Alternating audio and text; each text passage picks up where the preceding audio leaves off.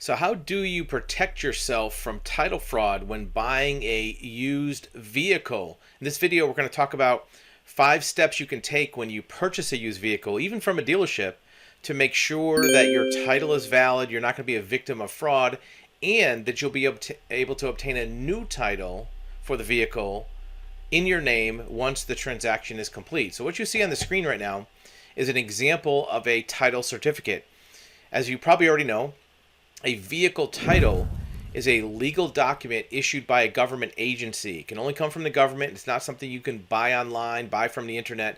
And in fact, if you see, it's got a lot of scroll work around the edge, and it has watermarks built into the document. It's kind of like money or a passport or a birth certificate. It's not designed to be photocopied or downloaded. It's an original secure document. So when you purchase a vehicle, having the title from the prior owner signed over to you is a crucial part of that transaction. Many cases, the clients who contact us have purchased a vehicle and did not get a valid legal title when they purchased a vehicle. And this is going to put you in a lot of risk of having that vehicle ownership properly conveyed to you as the new owner.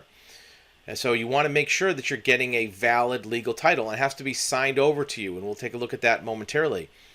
But even if you have this title given to you by the seller, there's a few steps you want to take to make sure that the transfer is valid. And we'll take a look at another example of a title. This is a title that happens to be, I believe, from the state of North Carolina. And you can see the different elements on the title. First of all, there's the VIN number. That's probably the most important thing to look at on the title first. Make sure that VIN number, vehicle identification number, and actually when people say VIN number, it's actually redundant because the last N stands for number, but it's the way that most people represent the phrase. So take that VIN and match it up with the number that's on the vehicle. Make sure that that number is exactly the same as what you see stamped on the vehicle in a metal tag. Usually it's in the cowl on the dashboard behind the windshield. Sometimes on older cars you'll find it in the firewall, in the door jamb. Try to find 2 or 3 places on the car or truck or vehicle where that number exists to make sure they're all the same. I can't tell you how many times that we hear that somebody has purchased a vehicle and it turns out the title they got was for a different vehicle. It didn't match. So make sure that number matches up. And also make sure the rest of the information is correct. It's the right year that you think it is, model of the car, the make of the car, and that it's the exact car you're supposed to be buying. Sometimes somebody thinks you're buying or you might think you're buying a 2010, but come to find out it's a 2008. So make sure the year and everything matches up. The next thing you want to do is look at the owner's name and address that's listed on the title. In this case, it's owned by a dealership. But you want to make sure, actually that's not true. This is a person. So make sure that the name and address on the title is the same as who you're buying the car from. If the person selling you the car is not the listed person on the title, that could indicate what's called a jump title or a skip title, or even indicate that the person who's the owner doesn't know about this sale or they're not part of the sale. So what you want to do is take a look at the owner's name that's printed on the title. This is the official owner name that the DMV considers to be the legal owner, and make sure that's who you're dealing with when you're purchasing this vehicle. You might want to check ID of that person to make sure it's actually that person's name, because on the back of the title they're going to need to sign it. And if the person who's signing it is not the person on the front, that title now becomes void and the certificate itself doesn't have any value. In fact, you can see it right on this title. Any alterations or erasures void the title. So if anything happens wrong, a cross out, a scratch out, white out, the wrong name, fill in the wrong box, it's void, and that happens a lot. The next thing you want to look at is this section here, first lien holder. This vehicle is showing that there's a lien holder on the vehicle. That means that there's a claim for a loan on the vehicle. If you look at the example that's blank here from the past title, security interest lien holder, that's where this would go in this box here. You want to look in that box to make sure there's nothing there or that it says NA. In fact, it's better that it says NA because sometimes if it's nothing there, it could be whited out. If there is a lien holder, Very, very important that that lien is released and it has a signature and a stamp and a date. We recommend, this is recommendation number 2, that if there's a lien holder on the title that you're purchasing, even if it's signed, that you verify with that lien holder that they actually cleared the lien. Because who's to say that this person selling the car didn't just forge a signature? Right? Some states require that it be notarized. Some states require an additional lien release. What you don't want to do is purchase a vehicle and find out later there's still money owed on it. Because even if you have the title, you're not going to be able to own that vehicle because the bank owns it. So step number 2, verify the lien is actually released. Step number 3 is you want to verify that the title number is the actual current title. Here's what you have on every title. It says title number right here. This is a long number, 777-875, and so on. What you want to do is make sure that that title number is the most current title for the vehicle, because it may have been that a new title was issued in somebody else's name, and now this title is no longer valid. So you want to make sure that this title number is the current title. You can check that with the DMV. Don't try to do it online. Don't try to do it through any kind of Carfax or search. You want to make sure you do it directly from the DMV. So that's recommendation number 3. Make sure the title number is current. Another thing you can do is make sure that the title is not a forgery. This is suggestion number 4. And what do I mean by forgery? Well, in some cases, online car buyers can be duped by fake car titles. This story is from a woman, I believe it was in Houston, where she paid $8,000 for a vehicle. Come to find out, the title she received was a forgery. And what happened is a person had a title from a vehicle like this, and they basically washed it in acid so it removed all of the information about the vehicle, and then they typed in information about the vehicle they're trying to sell. Turns out the car that they sold was stolen, but it made it look like it was a real title. So that's another reason why you want to check that title number. How else does this happen? Well, there was a gang of people who went to the DMV and stole a bunch of blank titles, right? Somebody stole 1,300 blank titles from a Phoenix business that provides motor vehicle services. And then they use those blank titles to retitle stolen vehicles, salvage vehicles, or totals.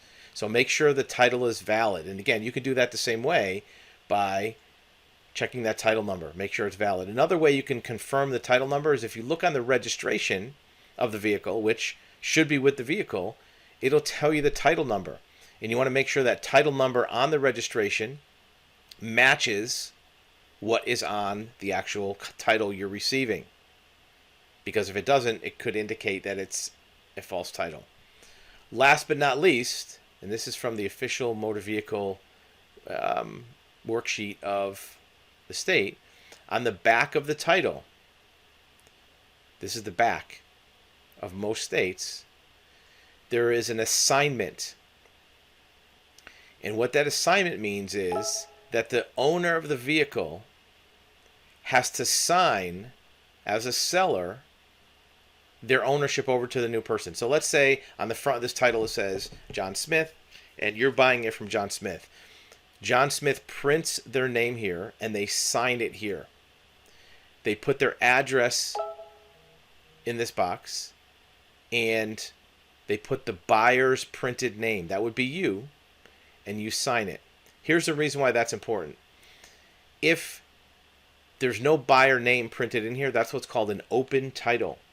And if an open title is presented to the DMV, they will confiscate it, and it will become void. So at the time of sale, you want to put the date of sale, buyer's printed name, buyer's address, check the boxes for odometer, seller printed name here and signature. Be very careful when you fill this in. Where it says seller's printed name, if the seller signs it there and puts their signature, that title is now void. There's nothing you can do. You can't white it out, cross it out, change it. You have to go get another title, which can take weeks, and start all over. Let's say the seller prints their name here and signs it, and then just quickly, without reading it, they put the buyer's name here underneath. That's wrong. It will be void, and you have to start all over. So as you're filling in these boxes on the back of the title, be very, very, very careful about putting the right thing in the right box. security interests. If there's a new lien, then you would put that here. So filling in the back of the title is suggestion number 5, is extremely important, because if any of those entries are done incorrectly, even if you misspell something and cross it off, the title's void. So be very, very careful and write neatly. Don't scribble it where it can't be read, because at some point this is going to be presented to the Department of Motor Vehicles to get a new title, and if there's anything about it that's at all unclear, they will reject the application. It's a very, very common scenario. In addition to getting the title signed over to you, you also want to make sure you get a bill of sale showing the transfer record, how much you paid for it, the date, that kind of thing. Most states will transfer the vehicle with just a title. Some states require a bill of sale in addition to the title.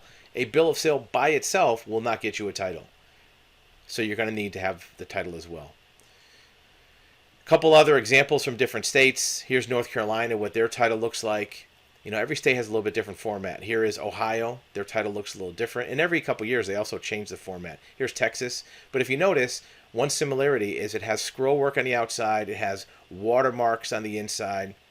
It's got anti-alteration techniques where you can't white out on this. He has a field of dots on the background. You can't white anything out, right? In fact, it'll say this on every title. Do not attempt title showing erasure, alteration, or mutilation, meaning that don't change anything. Don't cross anything out. If it's ripped, don't change it. Here's Indiana, when we looked at. Georgia, same thing. It has the field on the background where you can't change anything, right?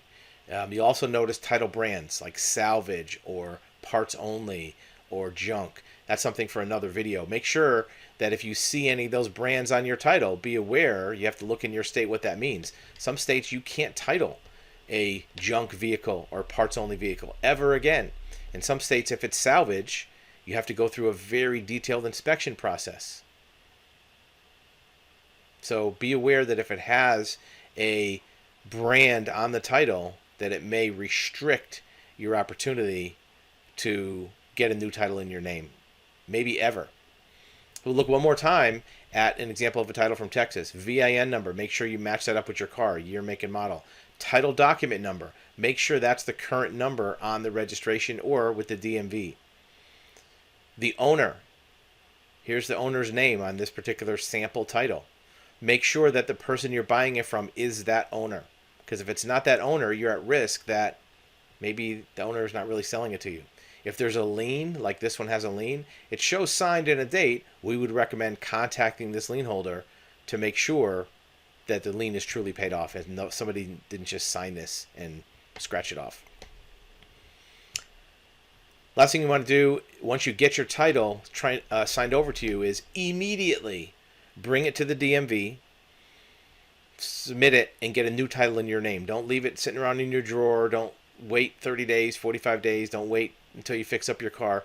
Get the new title printed with your name right here as the owner, because if you don't, you're at risk of being out of luck. If this title becomes lost, missing, you spill coffee on it, it gets burned in a fire, anything happens to it, you are now in big trouble, because you cannot get a duplicate of one of these. Only this person, in this case Louis Sepulveda, can get a duplicate title, because he, as far as the DMV is concerned, is the owner. All that writing on the back, transferring over to you, there's no record of that. So once you get a title signed over to you, immediately submit it to the DMV, get a new title with your name. That way, if anything ever happens, the DMV knows it's yours. It's transferred to your name, and you don't have to worry about loss or damage to that title document, because that title document is only good for one thing, and that's transferring it to you.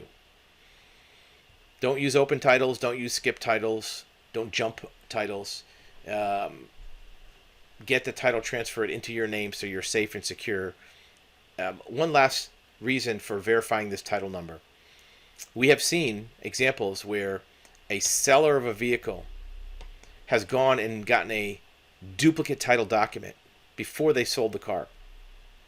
And they took one of their titles, either the duplicate or the new title, and they bring it to a title pawn company, a lending company, and they get a title loan against the vehicle by surrendering that duplicate title. And they still have the old title that was in existence before the duplicate, and they use that to sell it to the new owner. And when that happens, the new owner goes to submit it to the DMV, and they find out there's a lien on it. And that title that they had, this title number wasn't current. So that's a very important reason to check that title number to make sure that it is the current title, the owner is who they say they are, check their ID, and that there's not going to be any problem with you getting a new title. Hope that helps and protects you from becoming defrauded on your vehicle purchase, and that you can get a new title secure and clear in your name.